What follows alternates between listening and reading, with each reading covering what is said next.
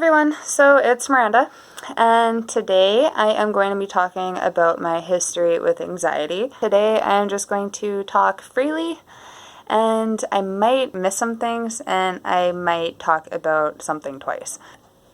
Out of all things I'm pretty much talking about, like acne, vaginismus, constipation, it all stems down from my issue with anxiety that I didn't know I had until I was about 21. We're gonna hit back till when I was 14 and a little bit before. Between ages 14 and 20, that's when my physical problems were starting to increase and spread out, and I didn't know what was going on, and there were so many doctor visits, and none of them seen anything physically wrong with me. I've had a lot of MRIs done, ultrasounds, and constantly going to the hospital for bladder infections that weren't actually bladder infections, and digestion issues, and painful muscles, skin issues, painful sex, a bunch of different physical things that didn't seem to have a root cause. And it wasn't until I was 21 that my doctor actually told me I have anxiety. That was a really big thing for me because since I was 14, I didn't think anxiety existed. I didn't think depression and anxiety were actually mental health disorders. I didn't understand when people would take medication for anxiety. I thought everyone got anxious sometimes, and I also thought everyone got sad. So it wasn't in my brain to believe in that sort of thing. So that's why I was so passionate about finding the actual physical cause for my issues. That all kind of stemmed from how my mental health was. My timeline is probably going to be a little bit mixed up because it's hard to remember everything in order since you're a kid. But after all the experiences I've had and really consistent with trying to find out the root cause of my issue, this is an upgraded diagram, but I would list out all the things that are wrong and try and put the pieces together. That's just the type of person I am. And I actually explained, my doctor knows my history, but I quickly explained to him the things that I've been noticing and the things that are wrong with me and what I think it might be, before he told me I have an imbalance in my head. This is my diagram, and the timeline is not going to be in order. Obviously, this is not in order, but I am going to list off the physical problems that I have had and how it all stems from an anxiety disorder and being nervous and anxious and depressed and stuff like that. So when I was younger, I had asthma. I needed a puffer. I had one of those teddy bear masks that spread out the inhaler. I don't know exactly how they work, but it's not just it kind of spreads it out for young kids and stuff. Asthma didn't last that long, but I would constantly have an apple in my throat. It would feel like there's an apple sitting in my throat, and it would hurt, and I could feel the tension in here. Sometimes it'd be hard to breathe. Had really bad anger issues. I would always cry. Tiniest little thing, I would cry at it. And when I'd get angry, I would shake and not be able to breathe properly and just start shaking like crazy and being so angry, and I'd have to go for a walk in fresh air just to calm down. My anger was so bad. I had a lot of fruit cravings, a lot of sugar cravings. I feel like those cravings didn't help with my skin. I noticed for a while fruit would break me out. If I ate fruit, it would make me bloat up like I was 6 months pregnant. Irritable bowel syndrome I thought I had. Because I would have diarrhea pretty bad. Most of the time it was constipation. It never really clicked, but now that I think back on it, every time I would get stressed or nervous or anxious, my belly would get really tight and bloat like crazy, and I would have horrible gas pains. I don't know if you guys have watched the show Sex Education, but when Amy goes to the police station because of what happened to her on the bus, she like passes gas and she's like, I'm sorry, I like fart when I'm nervous. Or the police man walks through the door and he like smells her fart and she's like, I'm sorry, I fart when I'm scared. That is me. Corey makes fun of me every once in a while, but like if I get really nervous or something, I just have like a bunch of gas buildup, and if I hold it in, I get horrible stomach cramps.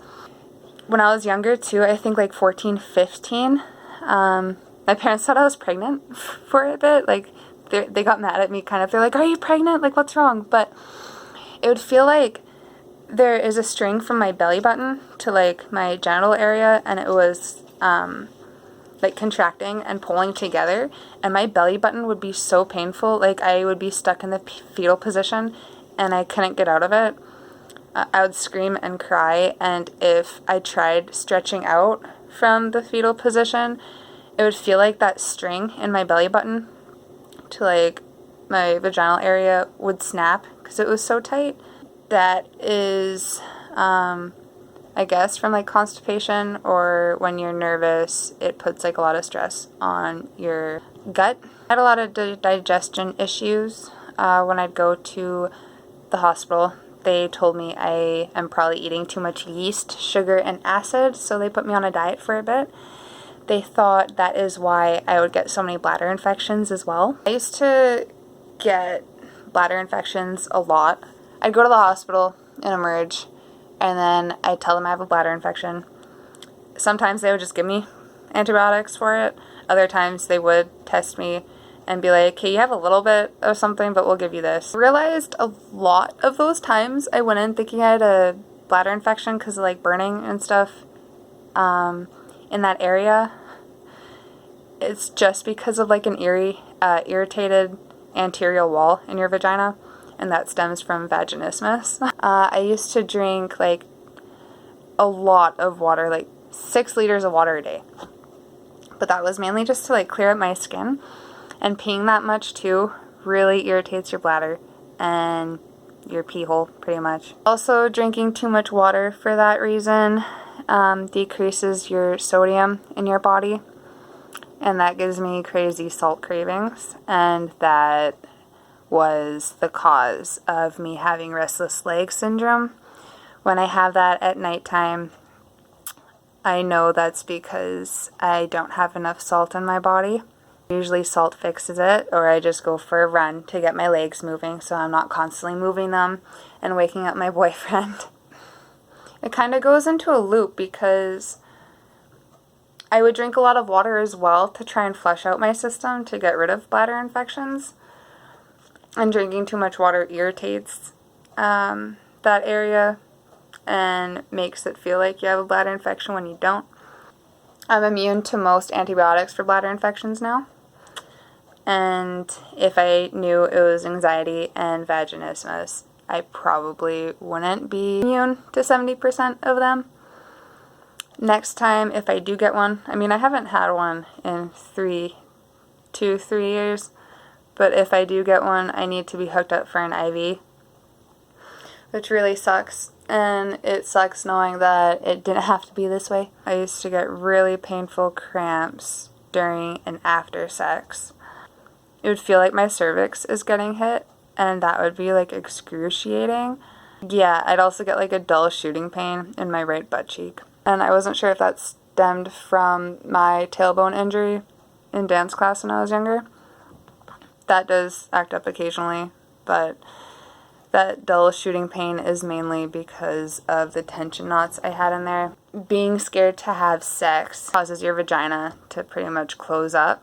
And when you're not aroused, like when you get aroused, your vagina kind of opens up and your cervix moves back to give more room for so-and-so, you know. If you aren't aroused, there's more of a chance for it hitting your cervix. From anxiety too, my skin would break out so bad. My testosterone levels were messed up.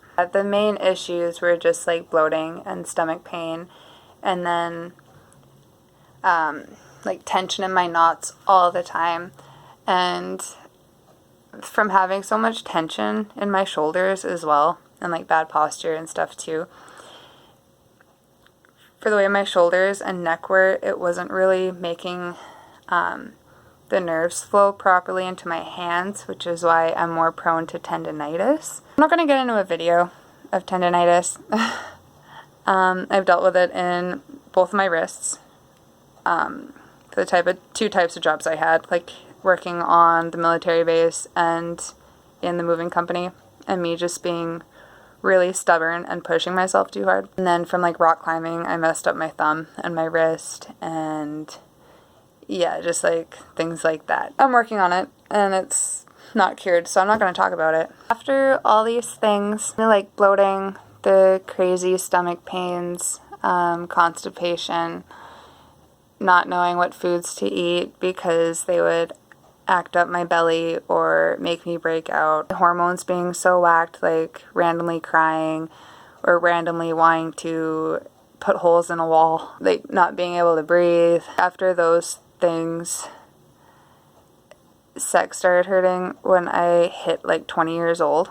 That's kind of like the end of the line where I like drew it and I knew I needed to get help. The one thing that pissed me off the most, like out of everything I deal with, something that is natural to do and that brings couples together, I guess, when you can't do that, it just makes you so much more depressed. Everything I pretty much talked about, it's like a placebo effect, and they all work together. All of the things I list off as well go back to anxiety. When I'd get nervous or stressed out, I would bloat. I'd crave things. My skin would break out. I'd have painful stomach cramps. I'd pass gas like crazy and it would hurt. I'd get constipated. My urethra would hurt, and then I'd think I'd have a bladder infection. And then after so much pain with sexual activities, that got me to be afraid of anything going down there. That makes your anxiety a lot worse, and that just makes it hurt the next time because you're afraid of it, so your body goes in fight or flight mode, and even if you want it to, your body is kind of scared, and no matter how many times you act like you're not scared and try and lie to your body doesn't listen to you because it knows deep down. It's kind of like your subconscious.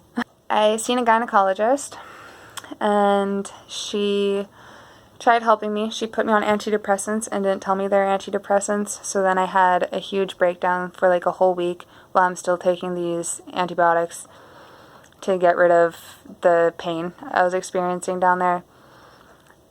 I'd cry like 5 times a day, breakdown. I'd cry in the work closet. I'd cry in the work bathroom. I'd have to be sent home because I'm not mentally stable.